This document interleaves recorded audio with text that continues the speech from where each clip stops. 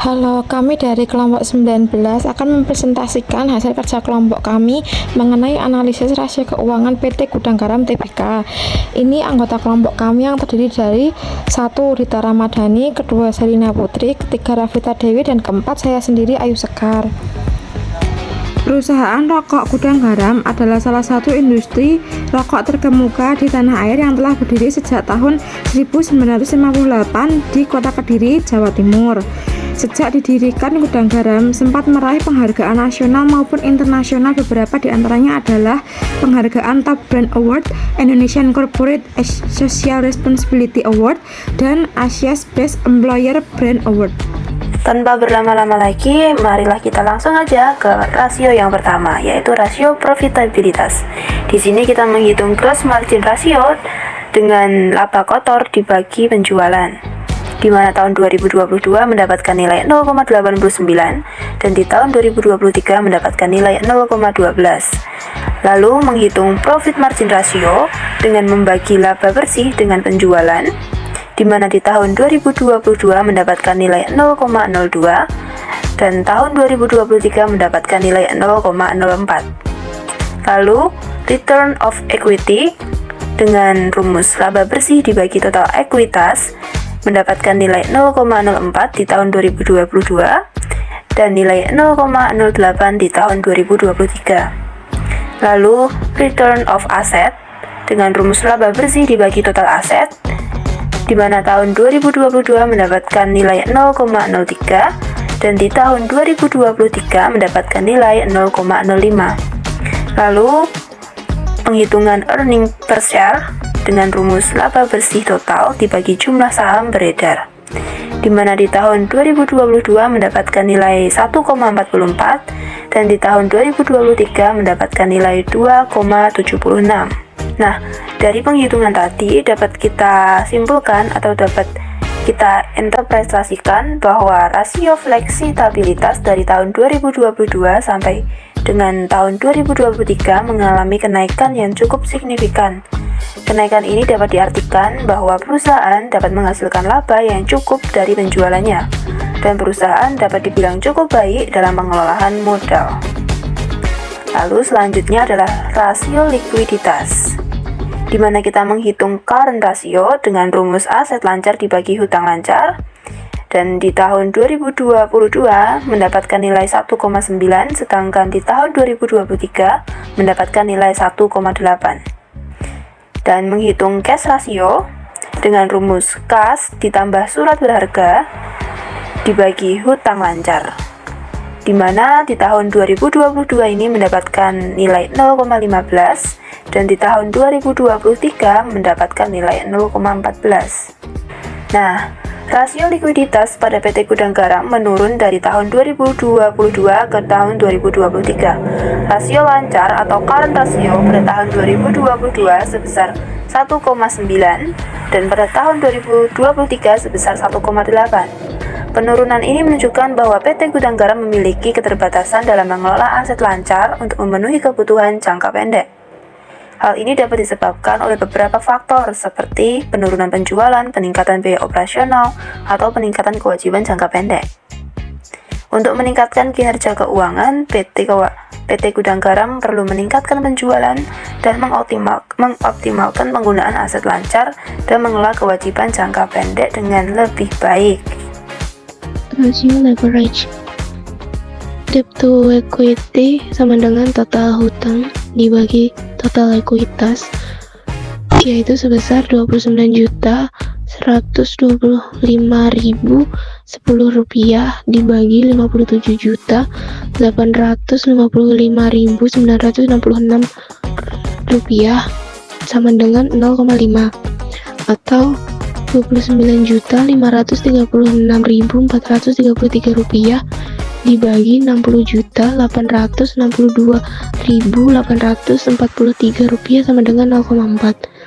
Selanjutnya, debt total aset ratio, yaitu total hutang dibagi total aset, atau 29.125.010 rupiah dibagi 88 Rp562.617 sama dengan 0,3 atau Rp60.862.843 dibagi Rp90.850.823 sama dengan 0,5. Selanjutnya, equity total asset sama dengan total ekuitas dibagi total aset, yaitu sebesar Rp29.125.010 dibagi Rp88.262.617 sama dengan 0,3 atau Rp60.892.843 dibagi Rp92.450.823 sama dengan 0,6. Interpretasi rasio leverage yaitu peningkatan DAR dan DER dari tahun 2022 ke 2023 menunjukkan bahwa perusahaan telah meningkatkan penggunaan hutang relatif terhadap aset dan modal saham. Namun, peningkatan equity total asset ratio menunjukkan bahwa perusahaan telah meningkatkan modal saham yang relatif terhadap total asetnya. Hal ini dapat menunjukkan bahwa perusahaan telah meningkatkan kapasitasnya untuk penghasilan laba dari setiap dana yang tertanam dalam aset. Selanjutnya ada rasio aktivitas, yaitu total asset turnover ratio sama dengan penjualan dibagi total aset. Pada tahun 2022 sebesar Rp124.682.692 dibagi Rp88.562.617 sama dengan 1,4. Sedangkan di tahun 2023 yaitu sebesar Rp119.952.997 dibagi Rp92.450.823 sama dengan 1,2. Interpretasi rasio aktivitas. Tahun 2022, dana yang tertanam dalam total aktiva rata-rata dalam setahun berputar sebesar 1,40 kali. Artinya setiap Rp1 total aktivitas dalam setahun dapat menghasilkan penjualan sebesar 1,40. Tahun 2023, dana yang tertanam dalam modal aktiva rata-rata dalam setahun berputar sebesar 1,28 kali. Artinya setiap Rp1 total aktiva dalam setahun dapat menghasilkan penjualan sebesar 1,28. Kesimpulan akhir, berdasarkan analisis yang dilakukan kelompok kami pada akuntansi dan laporan laba rugi PT Gudang Garam, hasil perhitungan menunjukkan bahwa rasio fleksibilitas perusahaan meningkat dari tahun 2022 ke 2023, menandakan kemampuan dalam menghasilkan laba dari penjualan dan pengelolaan modal yang baik. Namun rasio likuiditas PT Gudang Garam mengalami penurunan ditunjukkan dengan penurunan rasio lancar dari 19037 pada tahun 2022 menjadi 18322 pada tahun 2023. Meskipun demikian, dapat dikatakan bahwa PT Gudang Garam dalam keadaan liquid atau mampu membayar kewajibannya. Selanjutnya yaitu PT Gudang Garam dilihat dari rasio leverage-nya menunjukkan nilai di bawah atau sama dengan 100% atau 1. Maka kondisi perusahaan masuk dalam kategori sehat.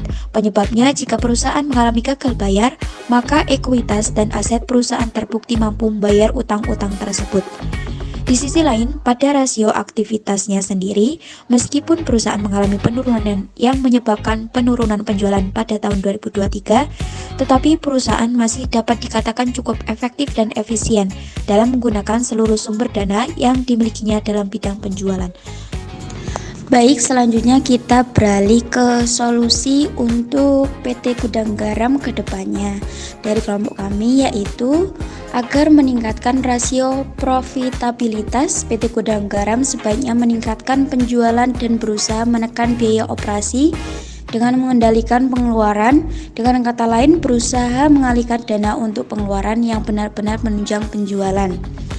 Di samping itu juga meningkatkan rasio likuiditas. Perusahaan harus meningkatkan efisiensi dan efektivitas dalam pengelolaan aktivanya sehingga jumlah aktiva tetap stabil dan nilai utang dengan aktivanya tumbuh lebih baik ke depannya.